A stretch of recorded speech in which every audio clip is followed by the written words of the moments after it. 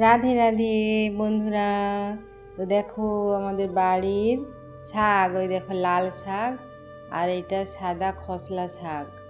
তো দেখো আজকে শাকের একটা রেসিপি বানাবো, টাটকা শাক তুলে তার রেসিপি। দেখো শাকগুলোকে আমি তুলে নিচ্ছি, আর খুব সুন্দর শাকগুলো হয়েছে, বড় বড় বেশ মোটা মোটা হয়েছে শাকগুলো। আর গোড়াগুলো দেখো, গোড়াগুলোও খাওয়া যাবে, এত সুন্দর শাকগুলো। তো আমি শাকগুলো তুলে ধুয়ে নিয়েছি।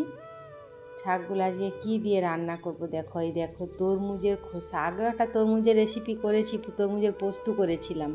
আজকে তরমুজের খোসাগুলো দিয়ে, বেগুন দিয়ে, আলু দিয়ে, আর এই শাক ডাঁটা সব কিছু দিয়ে একটা চচ্চড়ি রেসিপি বানাবো। তো দেখো বন্ধুরা, তোমরা সবাই পাশে থাকো আর দেখতে থাকো। আমি এইগুলাকে সব কুচিয়ে নিয়েছি।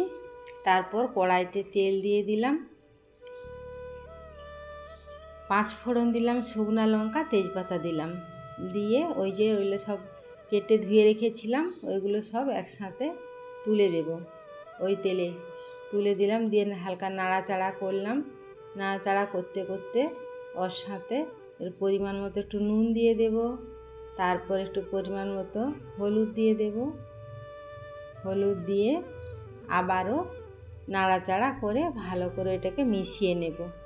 তারপর আমি ঢাকা চাপা দিয়ে দেব, ওইটা আস্তে আস্তে ভাজা হবে। ঢাকা চাপা দিয়ে দিলাম, আর আঁচটা খুব হালকা স্লো মিডিয়াম আঁচে দেয়া আছে, কারণ ওইটাকে ভাজা ভাজা হলে যে কোনো সবজি একটু হালকা আঁচেই ভাজা ভালো, হালকা আঁচে করা ভালো, তাহলে সেটা জিনিসটা ভালো ভাজাও হবে, কষানোটা ভালো হবে, আর টেস্টটাও খুব সুন্দর হবে স্বাদটা।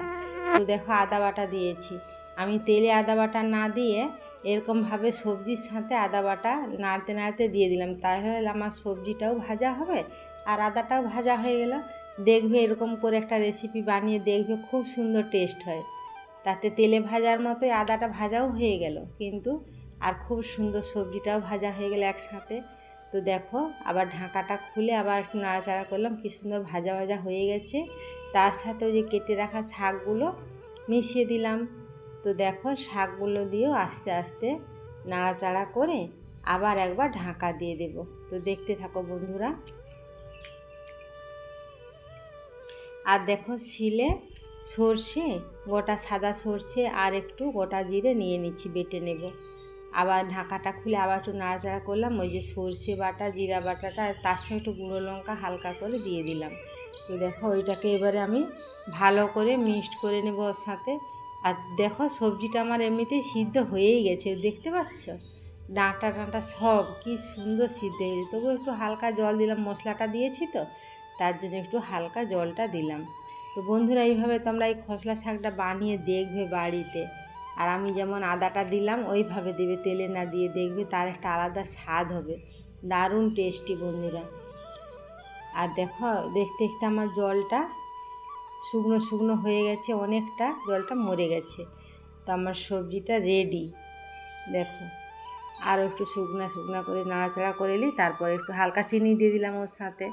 চিনি দিলে মানে সবজির রেসিপির ফ্লেভারটা খুব সুন্দর হয়।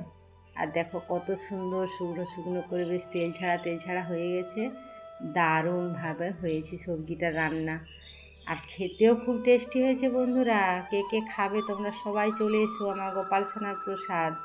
দেখো খসলা শাক আর তরমুজের খোসা দিয়ে নূতন রেসিপি। আগেও আমি একটা তরমুজের খোসা দিয়ে পোস্ত বানিয়েছি, আবার আজকেও একটা তরমুজের খোসা দিয়ে একটা রেসিপি বানালাম। আর এই শাকটা খেতে দুর্দান্ত হয়েছে বন্ধুরা, সবাই চলে এসো। ততক্ষণ ভালো থেকো, সুস্থ থেকো, রাধে রাধে।